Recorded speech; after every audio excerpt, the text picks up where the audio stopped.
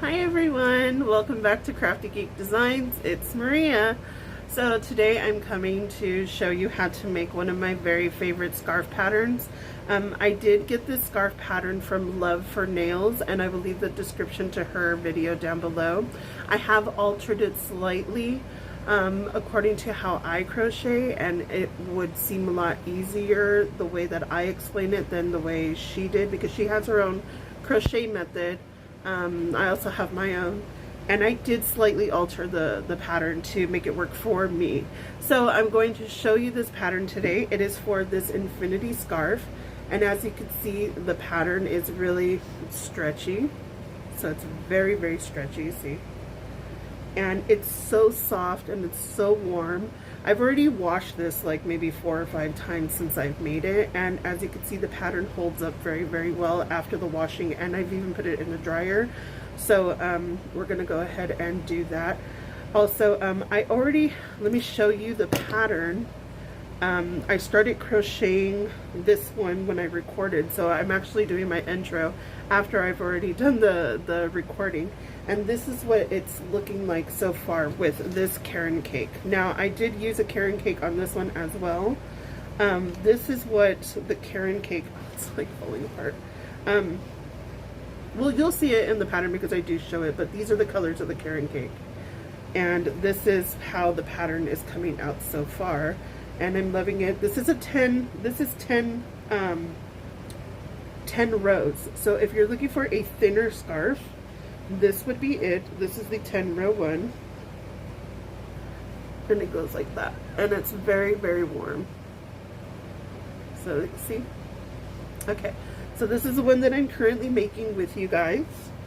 This is the one that I've already made, and I want to show you how versatile this scarf is, because you can wear it like this, totally twist it, you know, put your jacket on. If you don't want it too bundled up, twist it and put it over your neck again for a double scarf look. And if it's cold and your like ears are getting cold, this is the best part. You can literally lift it up because it's so stretchy and wear it like a cowl to protect your hair and your head. Okay, so I'm so excited to show you this pattern. Like I said, it's one of my favorites, and I hope you enjoy it as much as I do. So let's get started. Yay. Real quick, I wanted to show you an easy way to be able to crochet the pattern, because after a while, when it gets so long, it kind of becomes, like, in my opinion, a little hard to crochet, to hold on to. So what I end up doing is I put it around my neck backwards. So I have it right here, the crochet, and that way I just start crocheting, and as I go, I just move it along the pattern over and over and over. That's an alternative way, I guess, if you guys wanted to crochet it that way. This makes it easier for me. So I just thought I'd show you guys that. Okay, so in order to make that scarf, we are going to need a size K 10.5 or 6.5 millimeter hook. I'm going to use my pretty one today. So 6.5 millimeter. If I get tired because this handle is a bit thin, then I'll switch over to my thick daddy here. Okay. The other thing we're going to use is I am using a Karen cake. And what is a Karen cake? Well, if we turn it over, we can see. Let me kind of zoom out a little bit. There we go. We can see that it's like has this ombre effect. So it's going to slowly change colors, and it's going to like be gradual. That's what the other scarf, my sample scarf, was made out of. It was made out of a Karen cake. I love Karen cakes. It allows me to do versatile things without having to constantly change yarn colors. So, and as we progress, you'll see how it changes. I apologize for the Karen cake looking all wonky and everything. I store my yarn in one of those vacuum bags that you suck all the air out. So when it was sucking out the air, it messed up the thing. But if you do see, this is a medium 4 worsted yarn. in order to use this and get the gauge, which is the diameter that they're asking for here, they are asking for a 5mm hook. However, because this scarf is very stretchy, I'm going to use a bigger hook so that I can get that stretchiness, okay? Also, this is not my original design. I actually got the design of this from Love for Nails. So she does crochet and she also does nails. She does her own nails, which a lot of them are like really pretty. So if you're into like nail care or anything like that, I would check her out. She also has some really cute stuff. I will be making one of her other scarves that she has on there as well. So if you guys are interested in that, go ahead and subscribe. So yeah, let's get started, I guess. So I found my center, luckily, because this was all like wonky. So it's going to start off with this cream color, which is great. That way you guys can be able to see it. So what we're going to do is we're going to make a slip stitch and leave a little chain. Actually, it goes the other way. And we go this, and then this. Ta-da! And then we grab my hook. So, I hope that you guys have been practicing your chaining, because this pattern is basically chaining. A majority of it is just chaining.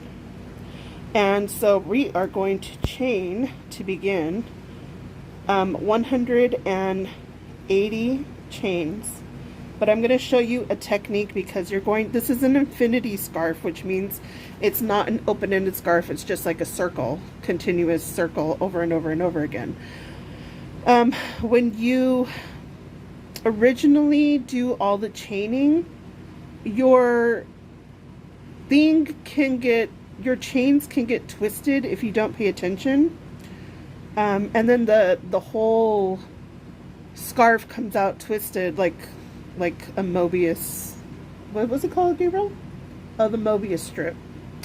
In case you don't know what that is from Avengers Endgame, I believe.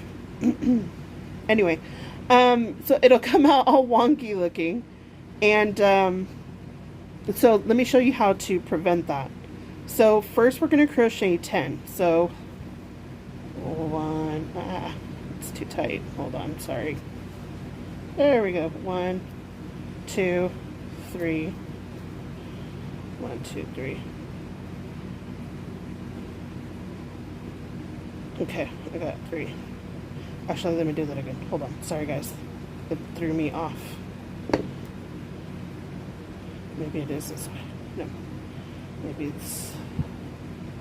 no.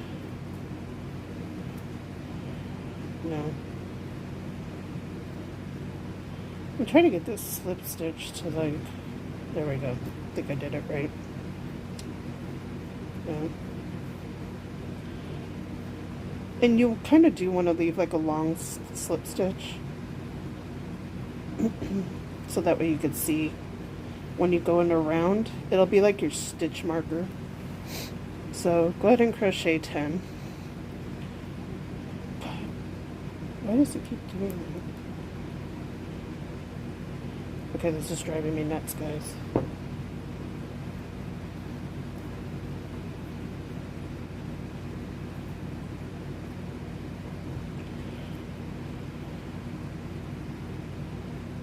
There we go. Jeez.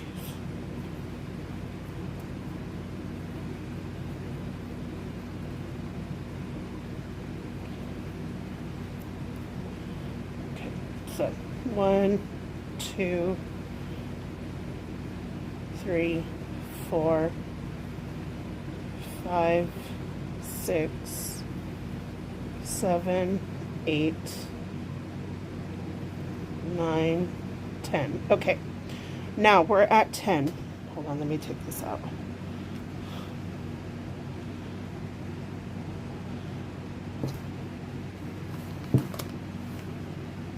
Okay, so I want you to pull this up so that you can go back in. And I want you to grab the bottom of your chain, like right here. Scoot in for this.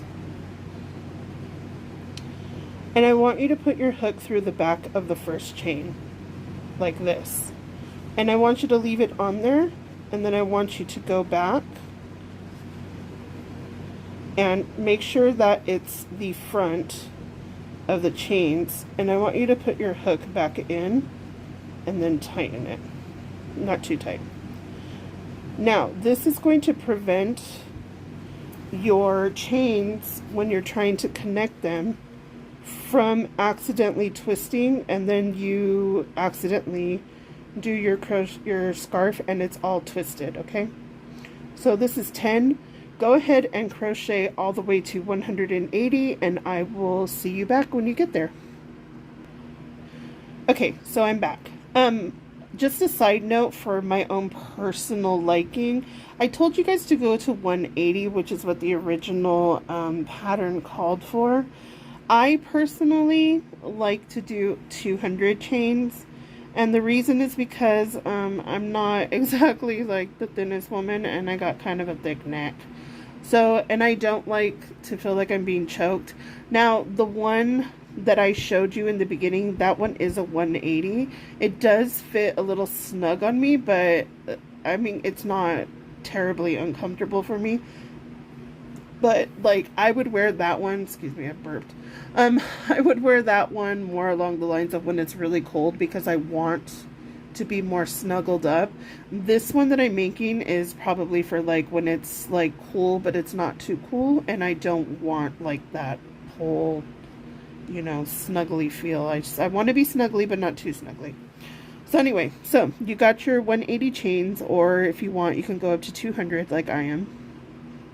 Now what you're going to do is you're going to yarn over, and you're going to bring the hook through the first one, and then we're going to grab this one that we put on, and we're going to pull through that, both of them.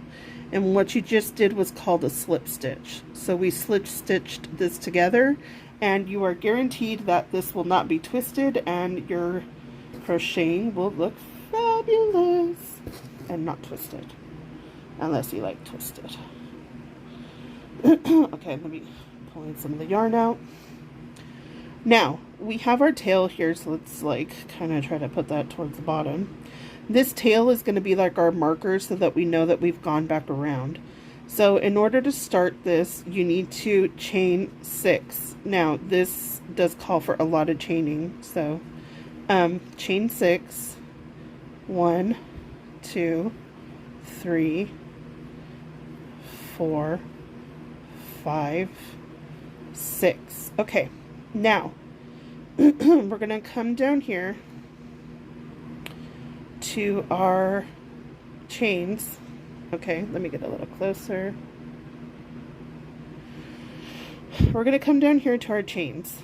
Okay, let me pull this out so I can show you.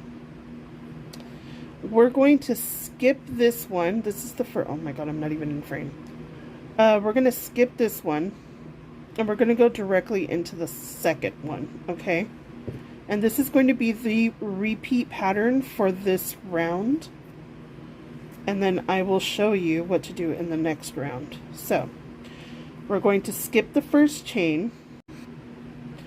Okay, so we're going to once again work in that second chain. So you chained 6, and I want you to go directly into that chain, and you're going to pull up, and now you've got your 2 loops, right? I want you to chain again, and just go through the first loop, and then I want you to chain again, go through the second one, and then we're going to do it one more time. Okay, and now on this one we're going to chain, we're going to yarn over, and this time we're going to go through both, and then we're going to chain 1. Alright, so if you didn't get that, I'm going to do it again. So skip the chain that's down here, skip the chain down here, and go to the next one. So go in,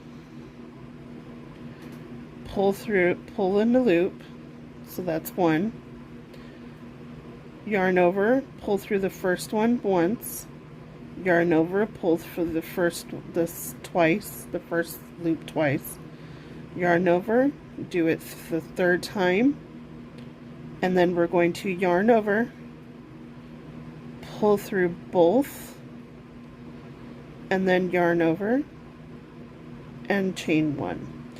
Now, I know that I said about tension, about watching your tension and stuff.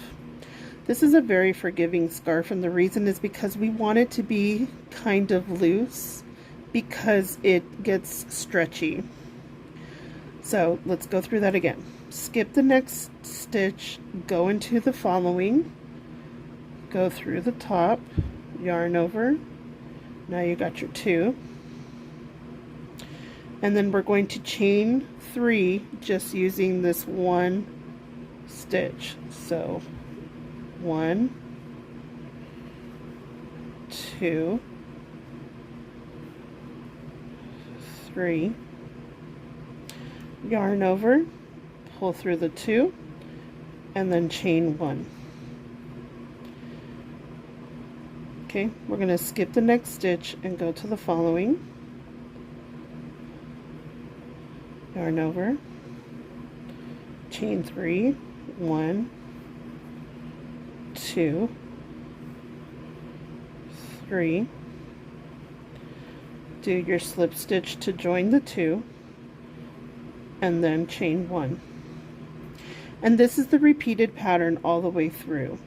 Skip that stitch, go to the next one, yarn over, pull through, you got your 2 on the hook, chain 3 with just the first loop, 1,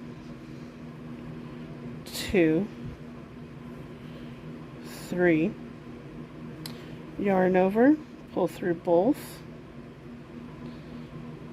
yarn over, and chain 1.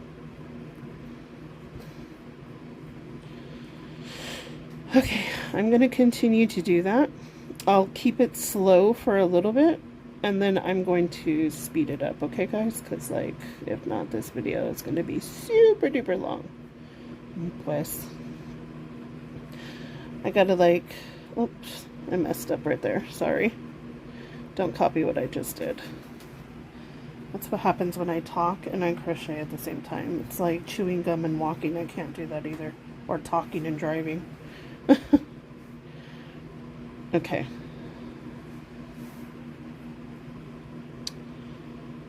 Go through, chain 1, 2, 3. You'll start to get the hang of it and then you'll speed up. This is a very simple pattern, very easy friendly, beginner friendly. Did I skip too many? No, I didn't. 1, 2, 3. I feel like I'm too close. Hold on. Let's zoom out slightly.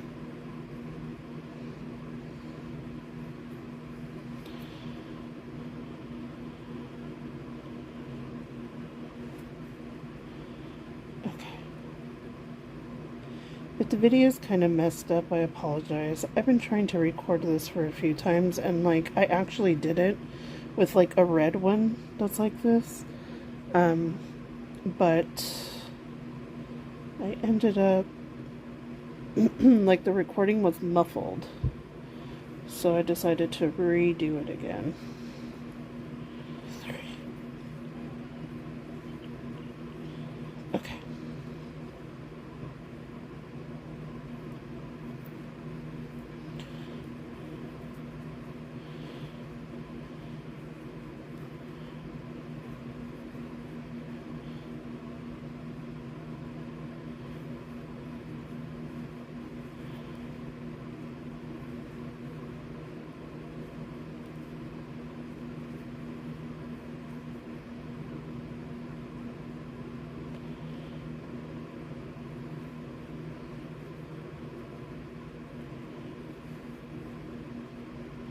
Sorry, I got quiet. I'm trying to focus here.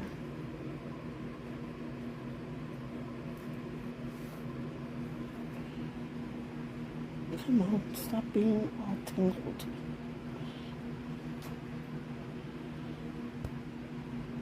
Give me a second. Let me untangle this. There it goes.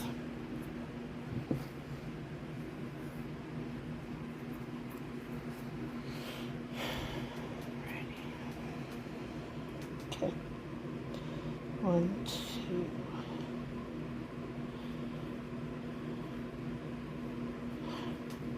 2, 3.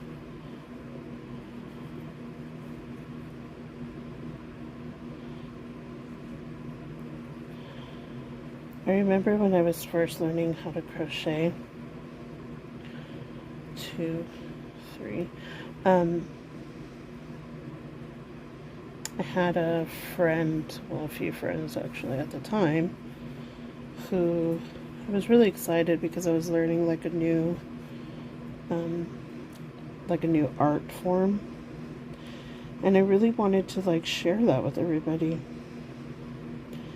And I was so excited because I was like, look, I'm being creative, I'm like doing my thing, like, look.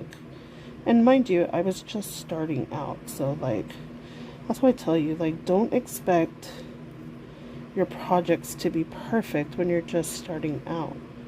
It's okay to make those mistakes, because you know why? The more you do it, the more you practice, you're gonna get better. And it's gonna be frustrating.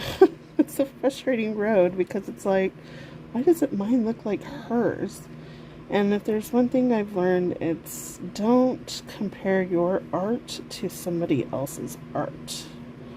What I want to say to that is, instead of comparing yourself to that art form, try to see if that person is willing to share their techniques so that you can learn.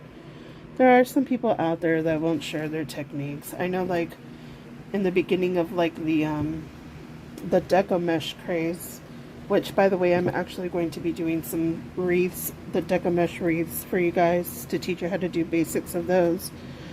In the beginning, when it started getting going, I was a part of like a crafting group on Facebook, and not a lot of people wanted to help you like learn, because, you know, everybody's like competition at that time. And I met a really great group of people who really took me under their wing, and if any of them are watching, I love you guys. Oh my god, I'm getting so emotional. I'm sorry, I'm about to start my period. Yeah, we share everything here. But I learned so much from them. And it made me really like look at the relationships that I had in my life. And it made me really question some of the people that I thought were my friends and that had my back. And it also made me realize how people, even if they're not conscious to it or not, they could be your friends, family, doesn't matter. I've noticed that when people are doubtful of their own skills, they will try to make you doubt your skills. Even though you're learning, like, they'll try to discourage you in a few ways. And when I was learning how to crochet, one of my friends, I'm not friendly with her anymore. I mean, I wish her the best, but she was like, you know, you have to count a lot for that. And, you know, you need to pay attention to what you're doing. And she had said, like, how she tried learning, like, you know, her mom tried teaching her, and she just got really frustrated because, you know, it was a lot of counting. And in some patterns, yes, you do need to keep count. The count is very important. And even though, yes, that is true, there's a way to deliver that sort of information. And it just seemed, from my perspective, it wasn't the most positive interaction. It wasn't encouraging. It was more like trying to make me fearful of mistakes. And that, you know, that I need to be careful or I'm going to make a mistake and then the whole thing is over. It was just very discouraging, and I'm not going to lie, because I was so impressionable back then. I started doubting myself and doubting whether I should continue learning how to crochet. And I crocheted my oldest son's his stuff, and then I put down the hook. I didn't start crocheting again until I got pregnant with my second son, which was like 2.5 years later. My kids are 3 years apart, but 2.5 years after my first son, when I found out I was, well, a little less than 2.5 years, but when I found out I was pregnant again, was when I dusted off the old crochet hook, and I decided to listen to my heart and not to other people's opinions of me or my skills or anything. And I really started watching a lot of YouTube videos, and this is when YouTube started really getting popular. Like back when I was learning, I was literally trying to learn from diagrams and reading the patterns, which we will get to that, so I could teach you how to read patterns, written patterns. But that's how I learned, was just from these books that you can buy like at Joann's or something. They were more like little, you ever go to, when you go to the grocery store, you see those little teeny tiny cookbooks like at the checkout and stuff that you can get. Well, it was like that, but it was for crochet, and it had like, you know, beginner crochet stuff. And that's how I learned. And it wasn't easy back then. So like what I'm saying is that during that time when I was first learning, like I could have used encouragement from like my loved ones, and I didn't get that. So what I guess the whole moral of the story is that I'm trying to tell you is that it doesn't have to be perfect. You are learning, but you get a really, I want you to finish the project. I don't care if it looks wonky or anything like that. I want you to complete the project. And the reason why I say that is because you get a real sense of accomplishment that you created something with your hands. You did that. You took the time to learn a skill, okay? And you took the time to practice that skill. It's the same thing as if when you were a child, when you were coloring or painting, finger painting, were you really worried about the outcome, or were you just concerned about getting what was in your mind out on paper, or whatever you were feeling? That's how I feel about this. Like, I just want to feel good about I learned something and I created. I also want you to remember that opinions are like assholes. Everybody has one. And let's be honest, some people don't keep their assholes clean, so why would they keep their opinions clean? You know? I'm sorry if I'm being crude for some, but that's how I talk, and it's my channel, so oh well. But yeah, I really want to encourage you guys to really keep going. Like I said, it's a skill, and skills take practice. Like, look at me. I've messed up this video I don't know how many times because I actually am trying to remember this pattern by heart, and I had to go back to Love for Nails on her channel just to refresh my memory. But she kind of does the pattern a little, like the way that she explains it is a little different from how I've learned how to crochet, which is why, I mean, I could have easily just referred you to her video, which I will put the link in the description box down below for her video if you guys want to look at how she did it. She just has some differences in how she crochets and what she considers a chain and what she doesn't consider a chain. So that's why I'm like, let me teach you exactly what she's doing, but I'm wording it differently. I'm wording it the way that I would word it, like as if I were having to write the pattern and share it with other people. But oh yeah, did you guys see like how it changed colors? This yarn, see how it changed colors like over here? See, and it's slightly faded into this really pretty lavender or lilac, whatever you want to call it. I think it's a lilac. But yeah, I will do that for you guys. Another thing I wanted to mention, well, let me continue, is please finish your projects. If you have to start over again because you just feel like maybe the tension is not tight enough, or, you know, or something, by all means, if it's from your own, you know, like, you know, I can do this better, like, you know, you can do that better, then by all means, you know, go back and rework it. But, you know, I guess I don't want you guys to like fall prey to criticism as I have. Like, I kind of have like a little bit of trauma because of that. My need for perfection.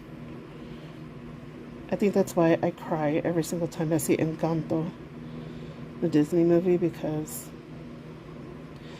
number one, it talks about like family trauma, but two, it talks about like how that trauma and that need for perfection can like really make you actually really fucking miserable. And once you realize that, you know, people are just reacting out of their trauma, you kind of learn a little bit more grace towards other people. But you also learn, hey, you're just as fucked up as I am, you just don't show it. So why, on God's green earth, am I going to take your opinion when you're miserable yourself? Kind of makes you like, kind of makes you rethink how you interact with people. Like, that friend I was talking about seems to have the same issue with perfection that I was struggling with. But instead of maybe working on that herself, she wanted to shit on my dreams, which is just her projection of her own insecurities that she put on me. Just because she wasn't able to keep count and she wasn't able to or was unwilling to practice and to put in the time and the work, didn't mean that I was going to fail at it, you know?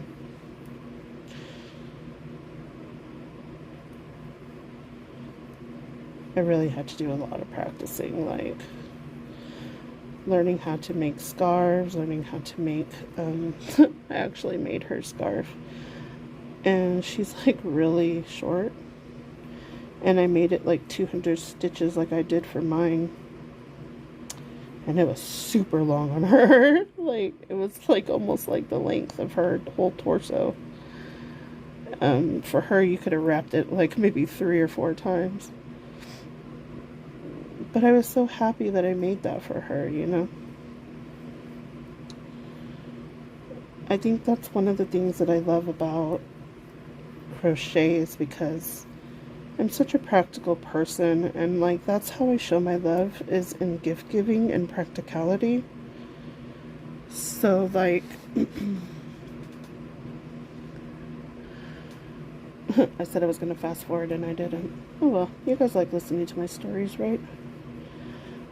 I hope I'm not like blabbing on and on and on, because I tend to do that, but it's okay. My love language is like, well, it's mainly words of affirmation, but it's also, I show love in gift giving. A lot of it is trauma based. My parents were not exactly the most healthy, and every time they would punish me, they would feel guilty and then they would give me gifts. So I guess that's kind of like how I learned how to express love, is through gift giving. But in doing so, I found that I really love working with my hands and making something and then giving it to the person that I love. Because I'm literally looking at this ball of yarn, all this string, and I took this string and it took me hours to make all these tiny knots with this hook to create something new and give it to a person that I love. It's like,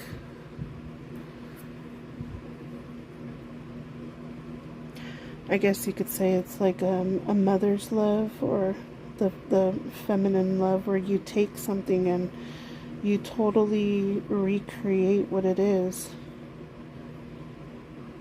and you give it to someone.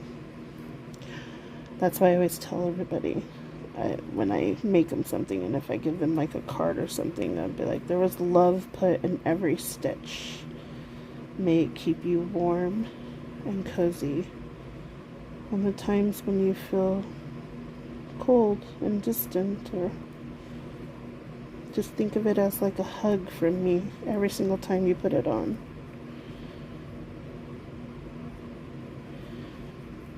And that's how I show my love. I have so many projects that I have started for people that I didn't even really know. Like every single time I date a person or something, it's like I want to like make them something and give it to them, but then the relationship doesn't really work out, and I'm just like, forget you, you don't get my love. You don't get all my little knots of love. You're undeserving.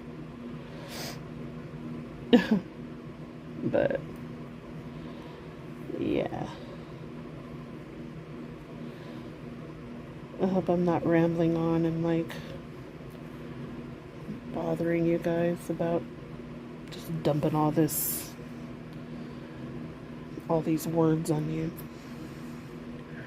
I guess the video is going to be kind of long. Well, let me finish all the way up to here, and then I will show you the next step, and then from the next step, it's actually the pattern just continues all the way until you get it the length that you want, and I'll talk about that in the next round, okay? So I'll meet you back here. Okay, so I've come back around, and I'm on my last few stitches. It took me a little bit, I'm not gonna lie, like starting projects and in the beginning chain is not my favorite part, to be honest. It's actually my least favorite part.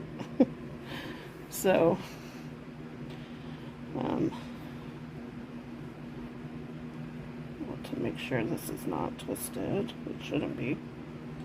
Yeah, no. Okay.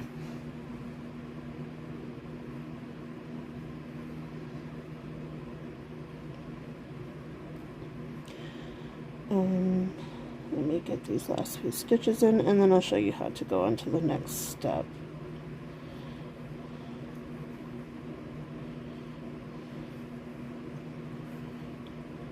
Crochet. Okay, so this is my last one,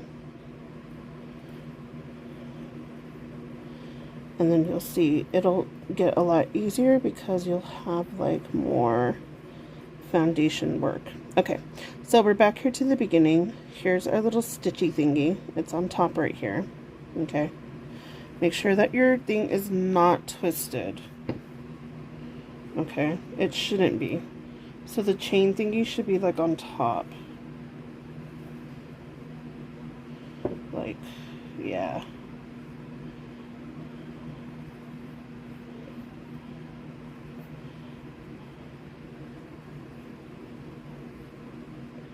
I'm just making sure it's not twisted. And like, you see how like on this it looks weird? Don't worry about that, because like we're gonna pull it up.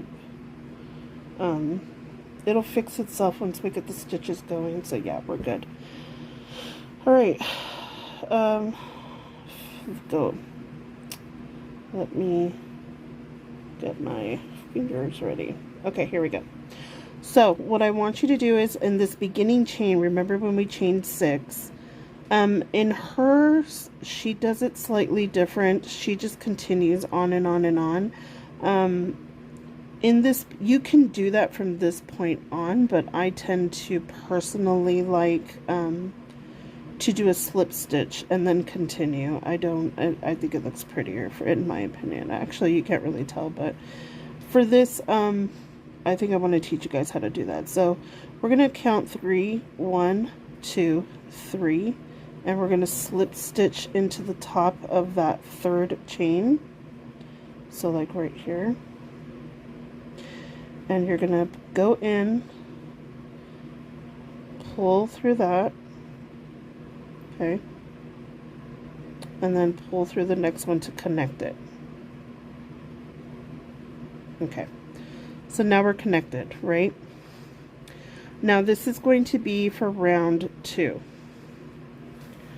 Now for round 2, I need you to look at your stitching.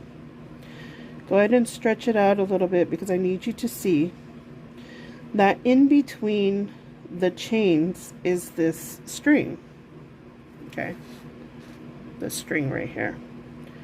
So in between the chains here, let me do this because I keep naturally going this way. So here's my beginning, right? And here's the chain, a string, and then the chain, right? So grab your hook, and it's the exact same pattern, except for instead of going into the chain, because we've already done that, what we're going to do is you're going to go into the hole of the left side of this string, okay?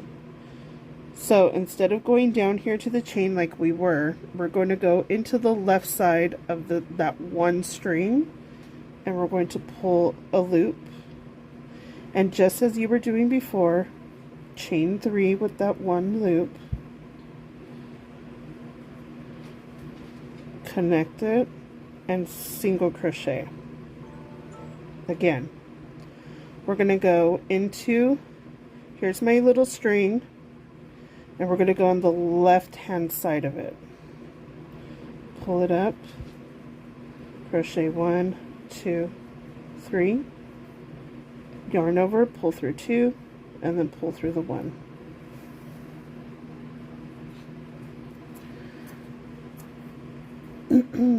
If you guys hear like my dogs, they want to come in the room. So they're scratching on the door a little bit. Okay, once again, here's the string, and go through on the left hand side of it, and then follow the pattern.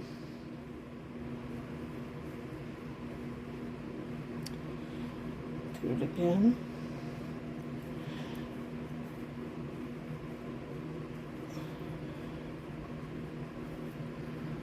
I don't know if you guys noticed, but I hold on to it with my left hand as I'm going with my fingers. It helps me to have more control over the project. So if that works for you, then by all means.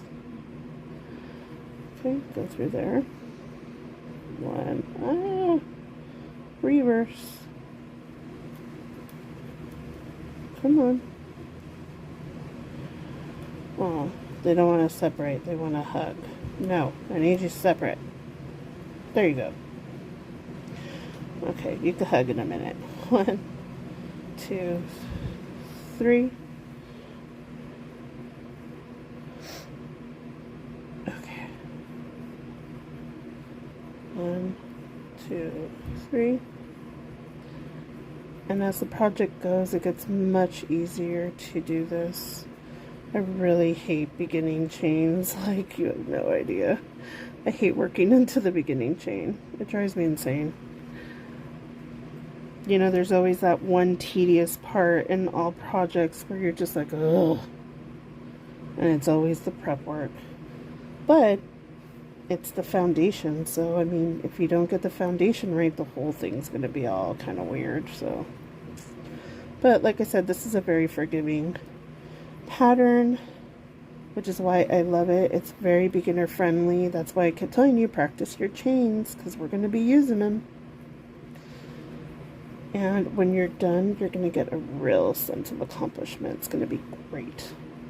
And then you're going to have this scrunchy, stretchy scarf that people are going to be like, oh my god, I love your scarf. And you're going to be like, I made it. And they'll be like, can you make me one? And it's up to you whether you want to charge or not, but don't ever like cheapen yourself. Like I have a real problem with, it's not just you guys, I'm just like giving advice, because like I have a problem with charging people for my work too, because it took me a while to realize that I am worthy of the prices that I'm asking. My skill set is worthy of the prices that I'm asking. So, and if that person's like, oh, that's too expensive, you know what? Just because they can't afford it, that's not your problem. That's a them problem.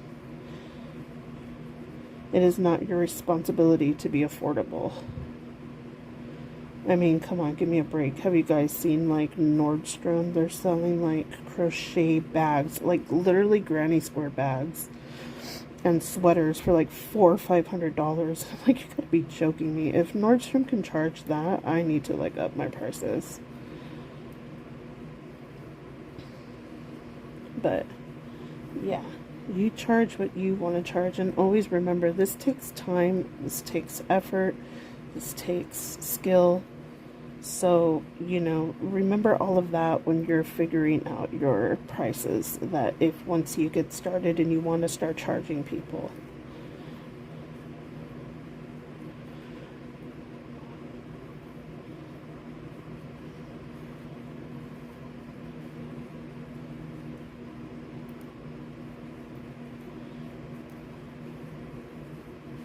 See how I'm going faster? It's so much easier to work once you get the foundation chain out of the way. That's why I was like, this goes up pretty quickly. But this is pretty much the pattern. Oh, I forgot to mention, I told you guys to chain 3, and that's not incorrect, but because I like to chain 3. So like in this part, 1, 2, 3, and then you gather together. In Love for Nails, she only goes up 2. So she only does 1, 2, and then she does through both of them. That's fine and dandy. If you want it a little bit more scrunchy and a little bit without like so much holes in between. But like in the original one, it's very stretchy. So, and if you notice, like, even though it's loose, like look, it's like so loose and it's so holy, but it gets all scrunched together. I just wanted a little bit more holes in mine, because like I'm in California and it's hot.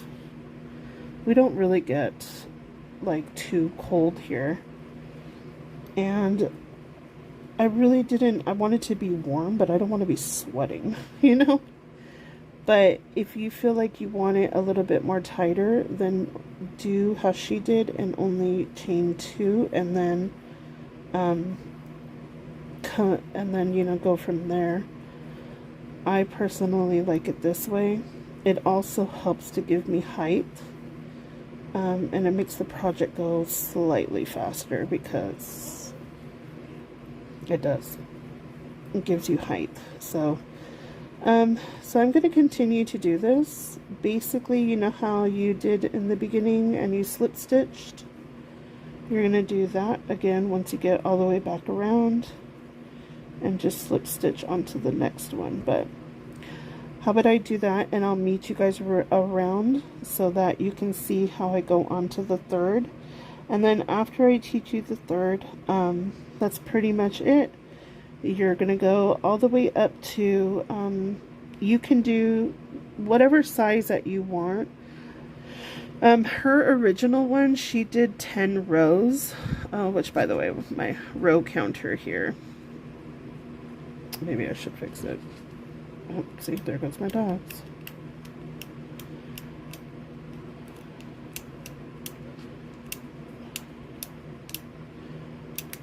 I'm on row 2. Actually, I shouldn't do row 2 yet, because I'm not done with it. All I've done, row 1. Okay, so every single time you're done with the row, you click on that. Your chain doesn't count as a row, just FYI. She went up to 10 to make like a thinner scarf. The one that I showed you was 15, so it was in between.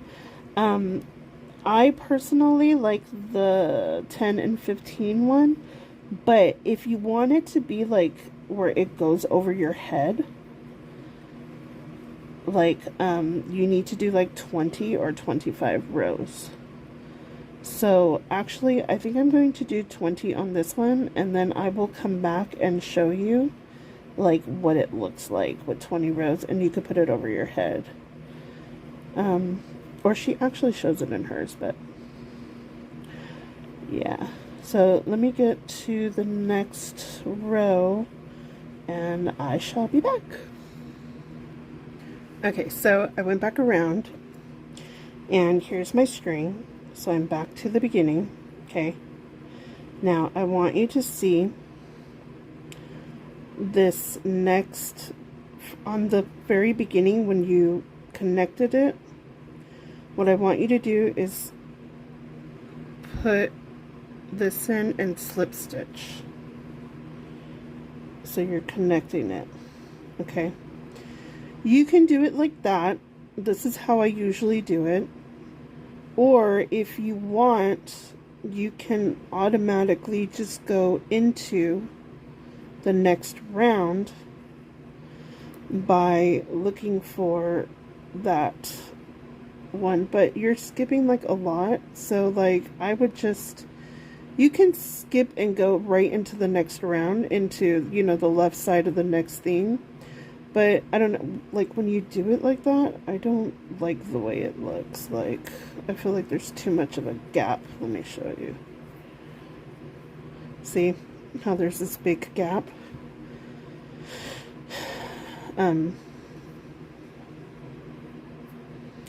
So I feel like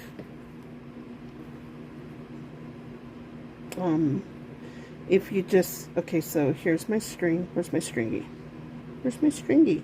Oh, there it is. Here's my stringy.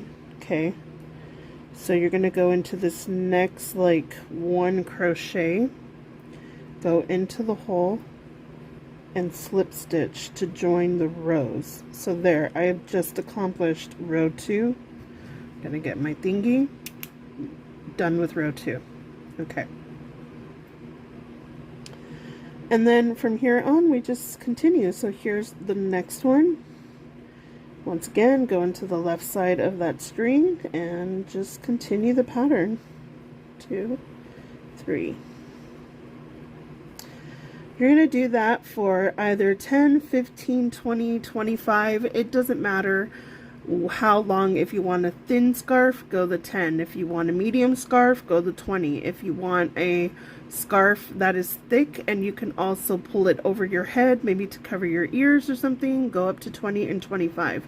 My suggestion would be like get to the 15, you know, pull your yarn out like this, you know, just so you have some, pull some extra so you're not like pulling on it, and put it on your head. Measure, see if it's how you like it, twist it around your neck twice, see how it wears. If you're comfortable with it, then that's where you stop. If you think you want a little bit more, then keep going. This is really like very, you know, customizable to you or to whoever you're making this for. So, but as you notice, it's getting kind of scrunched up, and that's why I was saying this thing is very warm, but I also wanted it to breathe, which is why I made it the 3 stitches, the 3 chains, as opposed to the original, which asked for 2. So yeah, go ahead and go as long as you want.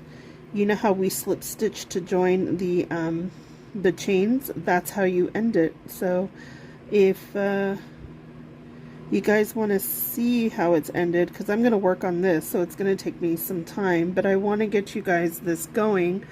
I could probably finish this in like a day or two, because I have some things I have to do, but my son does have a doctor's appointment tomorrow, so I could probably just take this with me and work on it as we're waiting for the doctor. But I think for this one I'm going to go as a 20, because I already have a 15, I already have a medium one, and I think I also made myself a thin one. I just can't find it in the moment. But I'm going to go 20, and then if you guys want to follow me on Facebook, I do have a Crafty Geek like page. It's called Crafty Geek Designs, and it has like a bunch of wreaths and everything on it. I had that from a very, very, very long time ago when I first started selling wreaths. And if you guys want to follow me there, it has the same logo that I have on this crochet channel. I will link it in the description box down below. So if you guys want to join me there, I can totally post like what I'm working on next. I can post updates about like maybe do surveys and stuff. And this is all until I get enough subscribers. I have to get like 1,000 subscribers so that I can open up the community board. Or is it 500? I think it's 500. So I need like 500 subscribers so I can open up the community board on YouTube, and then I can like, you know, upload stuff to like share with you guys. But until then, we can totally do the whole Facebook thing. Or if you want to do like Instagram, I could totally make an Instagram page as well. So let me know what you guys want down below, but I will leave the links to those things, and I'll post the finished product. So if you have any questions whatsoever, please, please, please feel free to ask. No shame in the game in asking questions. Trust me, if you ask, somebody was thinking it too, and they might have just been too shy to ask, so please ask away. Another thing, please like, share, and subscribe. Especially subscribe and give a thumbs up to the video, like the video. The more you do, if you guys can please do that, it helps my video get on other people's recommendation list when they open up YouTube. So it'll get us more exposure, and the more exposure that I get, the more subscribers I get, the bigger our channel can get, because this is not just my channel, this is your guys' channel too, okay? And I want you to be a part of this the process of this. I also want to see what you guys are working on, so I would love to see your finished projects of what you're working on. So yeah, let's grow our community together. Okay, let's grow this crafty geekiness up. Like I said, I kind of like, it's not that I don't love crochet, but I think I kind of want to do a wreath and show you guys that. I've kind of been trying to get some ideas about fall, and but there's some things that I need to order because oh my god, I'm such a dork. So when I was like sewing face masks, I accidentally messed up, and I was ironing on top of my self-healing mat, which has like measurements and stuff. And actually, I could show you guys. Look what I did to my mat. Let me just zoom out. It's like, yeah. Look at what I did to my mat, you guys. Oh, you can't really tell, but it is so wonky. It's wavy and it's messed up. You can barely tell. You can kind of tell down here. You see how it's like wavy and bumpy? Yeah, I messed up and I ironed my stuff, the fabric that I was working on top of this, and it got all warped. So I want to order another one. I use this one now just for sewing because it is messed up. But yeah, I want to order a new one, and then I'm going to actually order a clear cutting board to put on top of this so that I can protect this when I'm working with products that have to deal with heat. And I know you guys are probably wondering, well, why do I need to work with heat while I'm making wreaths? And I will actually go through all of that in that video. But I'll also show you guys how to do it like without the heat product, the heat thing that I use to cut my mesh. But I might do an even more easier one than working with deco mesh. I might save that for like the second wreath video. I really want to go to the Dollar Tree. I know that the Dollar Tree has already put out fall, so I need to get to the Dollar Tree ASAP so I can see what's going on and get what I need to get. Just to let you know, a lot of the things a lot of the things that I will be doing is through, I do want to make it affordable for you guys to learn. Also, dude, you don't have to spend a lot of money to be crafty. I mean, like, for example, yarn.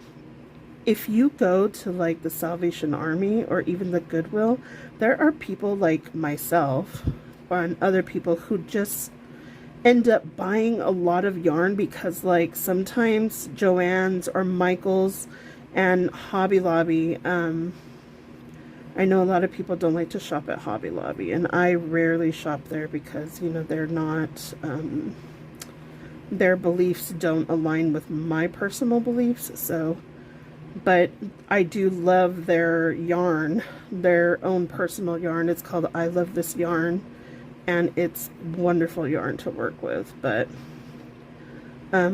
like I said, I tend to go to Michael's a lot more and Joann's a lot more than I do Hobby Lobby. It's very rare now that I go to Hobby Lobby. But what was I going to say? Oh, like, I don't want to say, yes, you do get what you pay for, right? So the deco mesh at the Dollar Tree is not exactly like the best. Oh wait, I was talking about the Salvation Army. Jeez Louise, like, there you go. Like, anybody ever have conversations and then you start it one way and then you end up talking about something completely different and you forget about what the whole conversation was to begin with? I think, yeah.